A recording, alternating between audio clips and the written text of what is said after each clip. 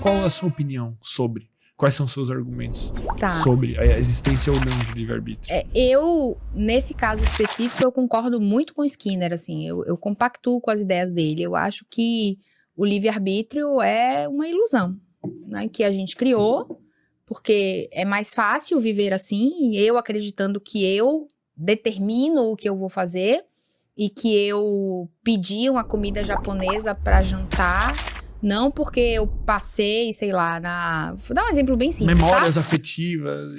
Ou porque eu passei na rua e vi um outdoor de comida japonesa e daí agora eu decidi pedir porque mais cedo eu tinha visto esse outdoor, entende? Então, assim, é mais fácil eu acreditar, é melhor pra mim, é psicologicamente mais confortável eu acreditar que a comida japonesa é inteiramente uma decisão minha e não fruto de escolhas relacionadas ao ambiente em que eu vivi, cresci. E não que tem ninguém japonês na minha família nem nada, mas assim, sei lá. Memória afetiva. Em algum momento eu achei que comida japonesa era legal, era cool, era bacana, e aí isso me fez, sabe? Esse tipo de coisa. E eu acredito que as coisas, elas são muito mais definidas por onde você vive, onde você nasceu, questões culturais, né? Questões do ambiente que você vive, do que propriamente algo que brota na sua cabeça do nada e você decide aquilo. Entende? Eu entendo e concordo 100%. Você não escolheu ser engenheiro civil do nada. Essa ideia não brotou na sua cabeça do nada. Tem um contexto, tem um porquê, tem uma história, tem um ambiente que você viveu, tem, sei lá, um tio. E sempre tem como tu refinar e calcular cada vez mais variáveis e elas vão chegar a uma conclusão. Tipo, em algum momento teve, não existe esse do nada. Eu concordo totalmente.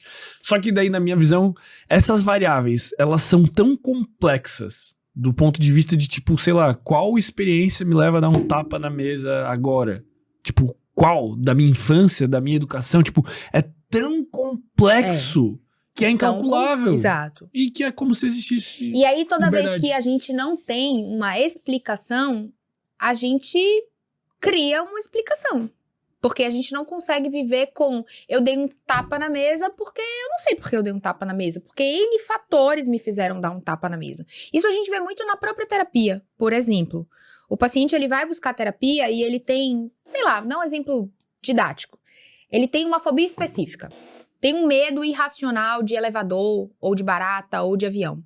Tá. E ele quer descobrir a causa disso. Sabe qual que é a relevância da gente descobrir a causa de uma fobia específica? 0. Total de 0. Não muda nada no seu tratamento. O seu tratamento vai ser exposição gradual, vai ser de sensibilização sistemática. Não vai mudar se eu sei que você tem medo de barata porque quando você tinha 2 anos, você acordou e tinha uma barata passeando pelo seu rosto. Isso na TCC. Tipo, Freud discordaria totalmente. Totalmente. Isso, né, no tratamento que a gente entende hoje como mais eficaz para a fobia específica. Então, vai fazer 0 diferença se você acordou aos 5 anos de idade com uma barata dentro da sua boca e por isso você desenvolveu uma fobia específica, ou se você simplesmente não sabe. Em um determinado momento da sua vida, você foi ficando com medo e esse medo foi aumentando.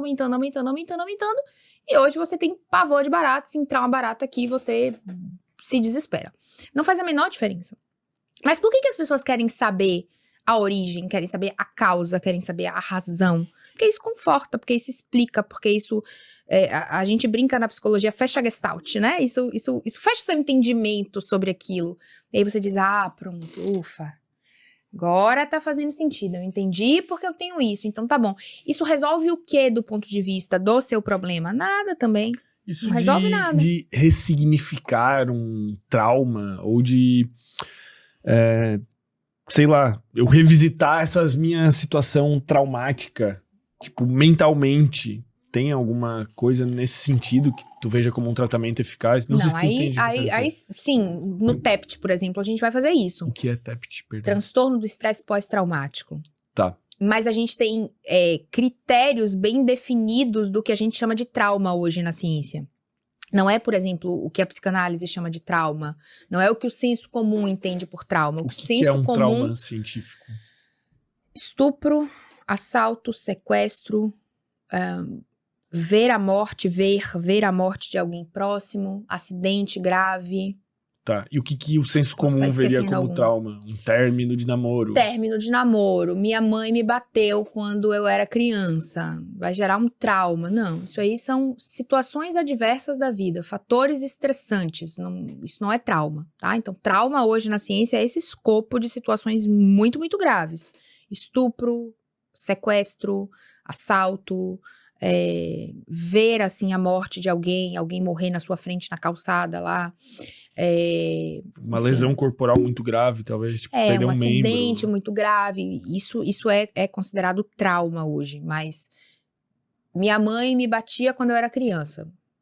Mas nessas situações adversas, elas podem desencadear comportamentos, tipo, sei lá, minha mãe me bateu quando eu era criança, ela pode desencadear um comportamento de ansiedade, sei lá. Pode, a gente não sabe o que vai desencadear. E vocês não se importam muito, A gente não tem essa relação de causa e efeito, porque são tantos N fatores que a gente não tem como dizer que eu sou ansiosa porque minha mãe me bateu. É uma explicação simples para um problema complexo. E toda vez que a gente tem uma explicação simples para um problema complexo, você sabe o que a gente tem, né? O quê? A explicação errada. Ou incompleta, pelo menos. Né? Então, assim, eu não posso dizer que eu sou ansiosa porque minha mãe me bateu. Ou eu sou depressiva porque eu não viajei pra Disney, sei lá, né? É multifatorial. Inclusive questões genéticas, inclusive questões biológicas, né? Que eu não tenho nenhum controle, nem minha mãe, nem o ambiente que eu vivi, nem nada. Então, assim, essas explicações causais simplistas, elas são boas pra gente. Elas confortam a gente. Ah, entendi. Então, eu sou depressiva porque minha mãe me bateu. Ah, pronto, agora tá resolvido. Não, mas não tá resolvido nada. Você continua depressivo, não mudou nada na sua vida. Entende? Ah, eu tenho fobia de barata porque uma barata subiu em mim quando eu tinha 5 anos. Ah, nossa, pronto, agora... Mas você continua com a sua fobia, não mudou nada. Então, assim, descobrir a causa não resolve o problema. Então, o livre-arbítrio, na minha visão, é mais uma dessas explicações simplistas e filosóficas, porque isso entra numa ordem que também, do ponto de vista prático, a gente, né? Tô gostoso de conversar sobre. Não vai ter diferença, não vai ter implicação prática nenhuma, nem no tratamento, nem na sua vida, nem em nada. É muito mais uma implicação filosófica, epistemológica do que qualquer coisa prática. Mas, assim, é algo que me conforta, né? É algo que explica por que eu tomo uma decisão X e não uma decisão Y. Por que eu decidi fazer psicologia e não fazer engenharia? Ah, porque livre-arbítrio, eu decidi por mim, né?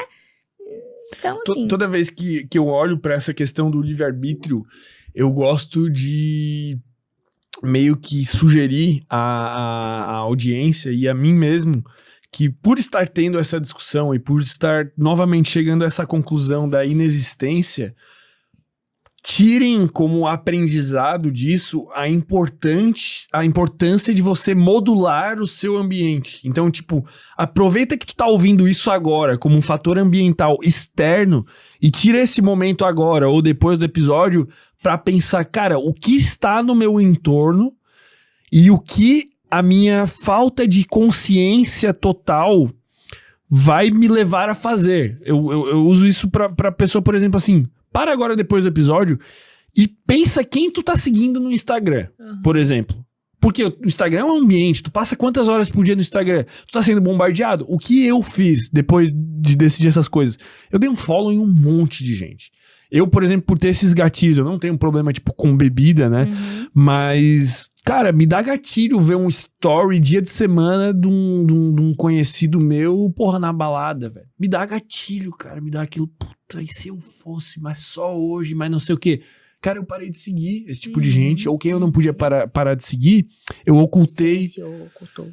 Porque, cara, isso ali é um ambiente que... Agora que eu tô pensando nessa visão de livre-arbítrio e tal, eu tô meio que assumindo consciência disso. Cara, não existe livre-arbítrio. Então eu vou aproveitar esse momento que eu tô consciente pra modular o meu ambiente do futuro, cara. Pra pensar no que eu posso direcionar, que no meu automático depois vai ser melhor. Exatamente. Então, porra, passei a seguir... Com quem você vai andar, a casa de quem você vai frequentar, né? Que discussões você vai ter com as pessoas que você anda. Então, isso aí, tudo faz uma diferença nas suas escolhas, sem sombra de dúvidas. Absurdo. Sem sombra de dúvidas. E isso me levou a mudar muito o meu comportamento em várias discussões que eu tive aqui, eu sempre aproveito quando esse assunto foi tocado pra depois chegar em casa, assim, é o gatilho que me dá de pensar, caralho, quem que tá em volta de mim? Quem são as pessoas que eu tô convivendo? Quem são as pessoas que eu tô seguindo, que eu tô conversando? E é o ovo e a galinha, né? Porque assim, se você anda com pessoas que estudam, cada vez mais você estuda, né? Porque você diz, porra, hoje eu vou encontrar aquele cara estuda muito, aquele cara sabe muito, treina, né? Enfim, então, cada vez mais você se direciona naquilo. E aí, se você só anda com pessoas que vão pra balada, por que você vai estudar? Você vai conversar com quem? Né? Aí você vai chegar lá, vai dizer pro cara lá que tá lá, tomando todas, tudo bom, irmão? Deixa eu te falar, o que você acha do livre-arbítrio? O cara vai dizer, livre quem? Entende? Então, assim, você fica tão deslocado naquele rolê ali que você tem duas opções. Ou você sai e vai andar com pessoas que fazem o que você faz, né? Que é o menos provável. Ou você naturaliza aquilo ali e diz, parada de livre-arbítrio, vamos beber mesmo, né? Show não de sertanejo e bebida, é isso que temos aí, né? Então, assim... É o que acaba acontecendo com a maioria das pessoas, né? Então, por isso é tão importante mesmo você pensar nisso, em quem você segue, porque, sim, a rede social é um ambiente, mas é um ambiente que tem até menos influência do que o ambiente mesmo que você vive, né? Pra mim, no caso, tem muita, porque, tipo assim, eu moro com meu pai, mas eu passo o dia sozinho. Então, muito do meu ambiente é virtual. Então, essa seleção, pra mim, assim, deu muita diferença. Sim, sim. Muita, tipo, do conteúdo que eu consumo. E eu faço isso até hoje em dia. Se eu tô rolando ali, eu vejo um negócio, cara, eu não quero... É gostoso de ver, porra, é prazeroso, cara, é muito massa ver jogo, é muito massa ver uma mina dançando. Porra, é óbvio, se tu é hétero, tu vai gostar de ver uma mina dançando. Claro. Mas aquilo ali é um gatilho bom pra mim? Não. Então, eu comecei a cortar, velho. Perfeito. E me fez muito bem. Tu ainda não se inscreveu?